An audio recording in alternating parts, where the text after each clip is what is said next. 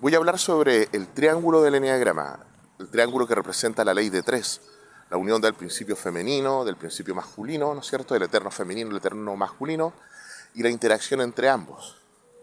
Es decir, los atributos dentro de la existencia que lo crean todo, desde el universo hasta una semilla.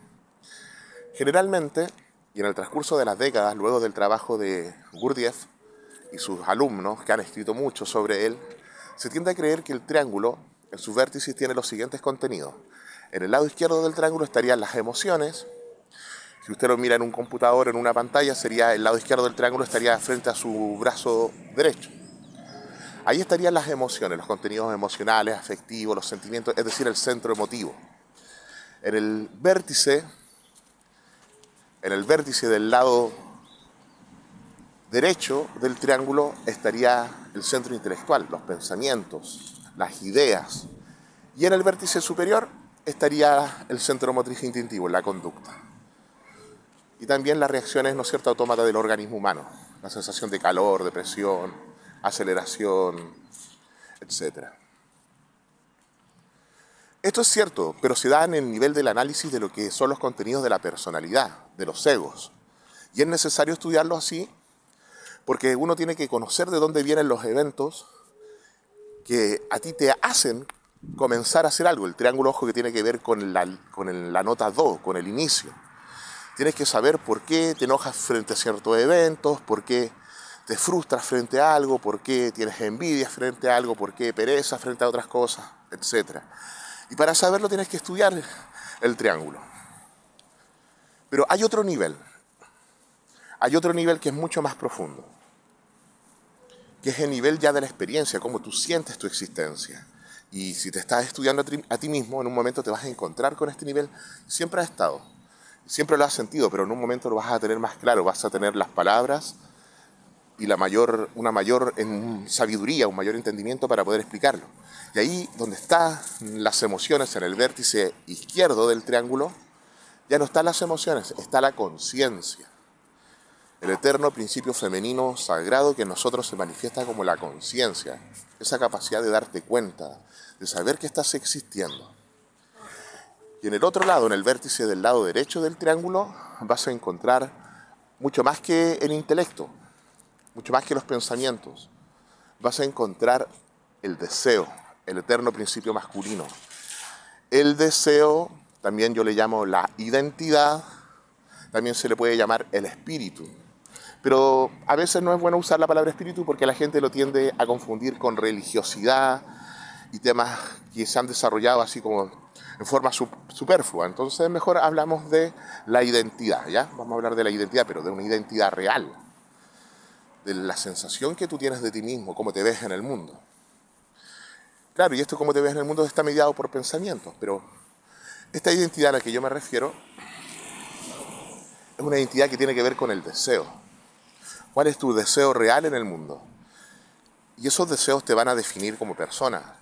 A pesar de tú dar una imagen pública, a pesar de mostrarte de una forma en el mundo u otra, tus deseos en el fondo te van a decir cómo eres, cómo te estás sintiendo.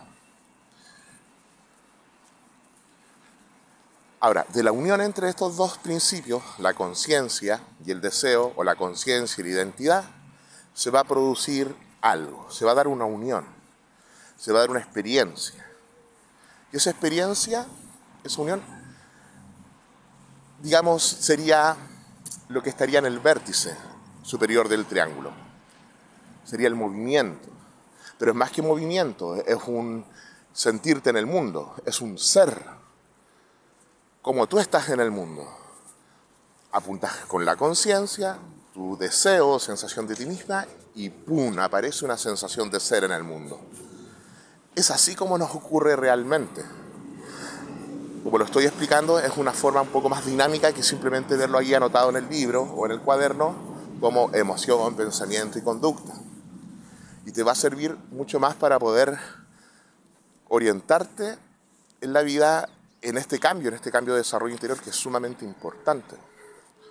Ahora, Gurdjieff siempre dijo que se necesitaba una energía especial. Creo que él la llamaba energía Si12. Se refería a la energía sexual. Sin esta no había un cambio muy profundo, no había un real despertar.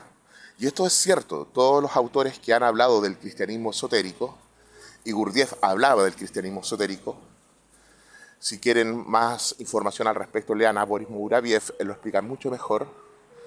Esta es una tradición de pensamiento que tiene que ver con el cristianismo. Yo sé que a Gurdjieff se le asocia mucho al tema de los sufis y a toda una historia que encontró un conocimiento oculto en unos monasterios por allá. Esa es la historia de Gurdjieff. Pero este conocimiento proviene de lo que es el cristianismo esotérico.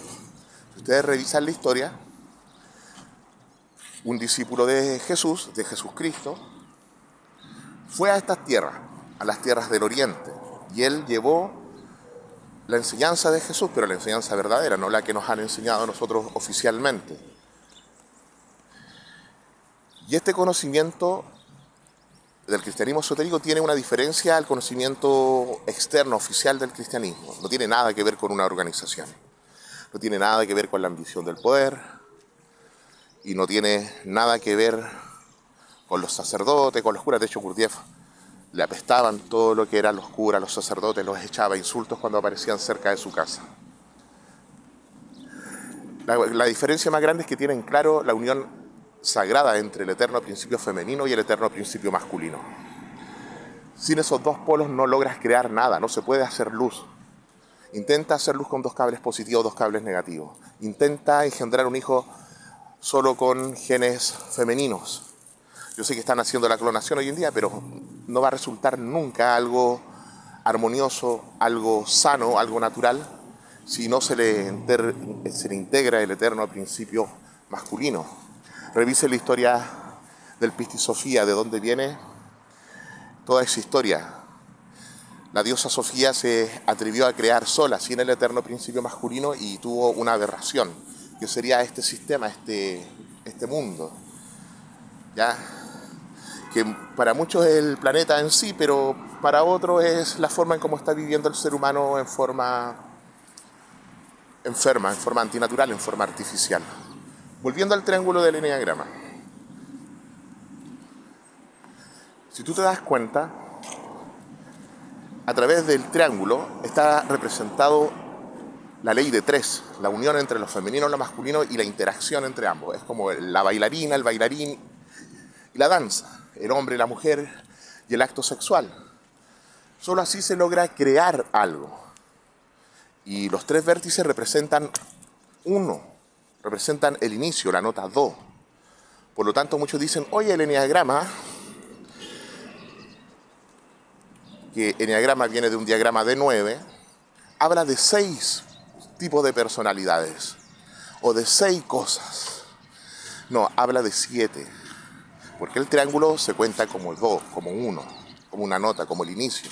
Y para iniciar necesitas de estos 3 componentes, lo femenino, lo masculino y la interacción entre ambos, si no, no puedes crear. Y luego aparece la hexada en el eneagrama, que es un símbolo de 6 puntas. Y la hexada más el triángulo que representa 1 son 7.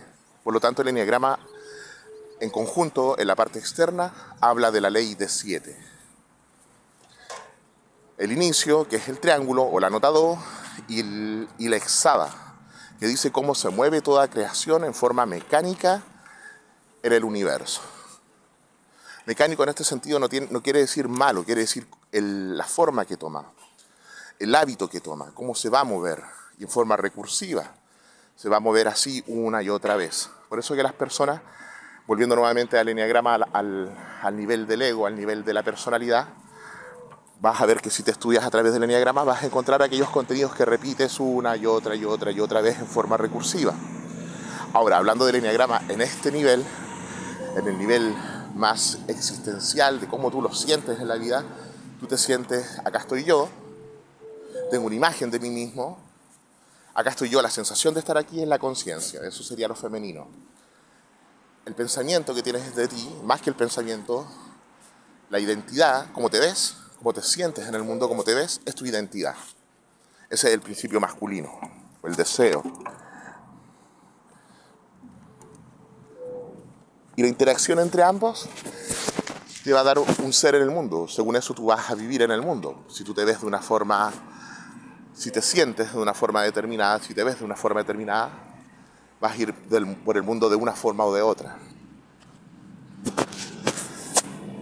Y también vas a crear, esto es sumamente importante, vas a crear ciertos eventos.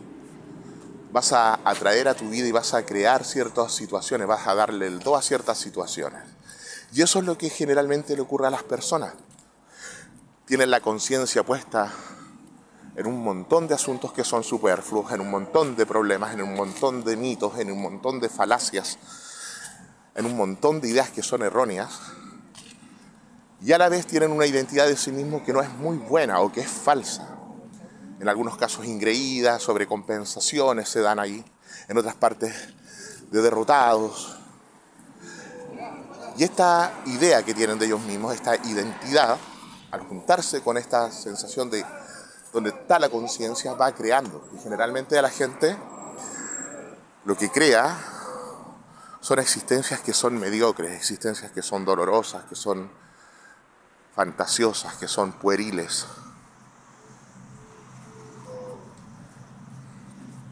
Ahora, de esto se puede desprender mucho de lo que yo estoy diciendo. Se pueden sacar muchas conjeturas y se puede extrapolar mucho. Solo les puedo decir que si usted realmente quiere usar este conocimiento, tiene que usarlo para bien. Si no, es peor, mejor no se meta en esto. Si no, mejor si va a querer dañar a gente, si va a querer hacer daño a otras personas, sí se puede defender. Es lícito defenderse de un ataque, es lícito estar seguro en la vida y proteger tu familia. Pero si lo quieres usar para dañar a otros por envidia, por vanidad, por estupidez, por ego, mejor no lo haga, mejor no se estudie a sí mismo y siga viviendo como un dormido más, no se estudie a sí mismo. Y evidentemente la conducta sexual tiene que ser correcta. Y con esto me refiero, ahora te preguntarás, ¿qué es lo que es correcto sexualmente en una cultura donde todo se relativiza? Vivir decente sexualmente tiene que ver con respetar tu cuerpo, respetar el cuerpo de la otra persona.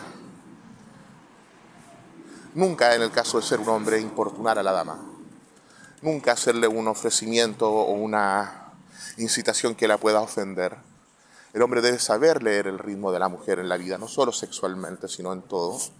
Y la mujer también debe ser una dama. Y hoy en día eso es lo que más se está atacando. Están exponiendo a las mujeres, las están exponiendo y haciéndoles creer que mientras más likes tienen, mientras más me gusta tienen, valen más, pues las chiquillas ahí están cayendo. Y ojo que es una deficiencia de las familias. A partir de los 13, 14 años, el sistema endocrino ya ha madurado lo suficiente para que internamente, así como externamente se dan cambios, internamente los chiquillos puedan pensar y tener una capacidad de deducción distinta. Por eso, por ejemplo, acá en Chile, la ley de responsabilidad penal juvenil comienza a regir a partir de los 14 años. El pensamiento a esa edad es más abstracto.